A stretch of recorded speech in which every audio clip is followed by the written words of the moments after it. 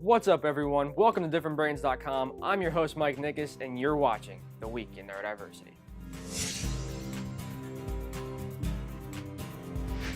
Let's start off this week in Michigan, where a group of musicians have written a country song for autism awareness. It's an emotional message that's moving others, a story raising awareness for those with autism. And this song really is touching people, and we just hope it keeps going. The lyrics hitting close to Chaz Burchett's heart. His sister Christy has autism, and so does his friend Josh, one of the writers of this song. Next up, a young man with Down syndrome is living his dream of being a police officer for a day. There's a new officer in town, one most people already know here. He's so loving and so good with the officers. One these officers consider a brother or even a son. His name is Brennan Wheatley. His dream for quite some time, wear the badge alongside many of his officer friends he sees every single day. Got him a uniform. And this morning, in front of friends, family, and the entire Campbellsville Police Department, Brennan was sworn in.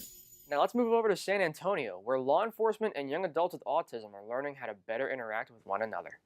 Emily Island was inspired to make the movie Be Safe when her autistic son started driving. She knew he might need some training on how to communicate with police if he got pulled over. Saturday, autistic teens and young adults from the San Antonio area got to watch episodes from the movie and participate in demonstrations and games with local law enforcement.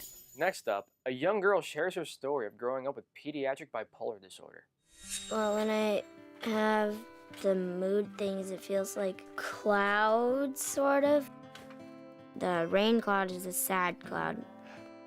Thunder and lightning is the angry cloud. And the rainbow is the excited one. It's not a cloud, but it's related to weather. Now let's take a look at how doctors are using a tool called Amyloid Imaging to help detect Alzheimer's. When you see dark like that around the sides, that would be abnormal areas. The scans allow doctors to diagnose the disease years earlier. Then they can start treatment while people are in their 40s, 50s, and 60s. Early detection is actually sort of late because changes have been going on in their brain for 20 years before that.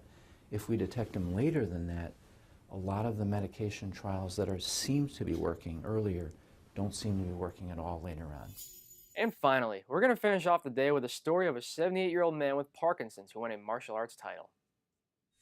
His workouts have helped slow down his Parkinson's symptoms, and so does his competitive drive.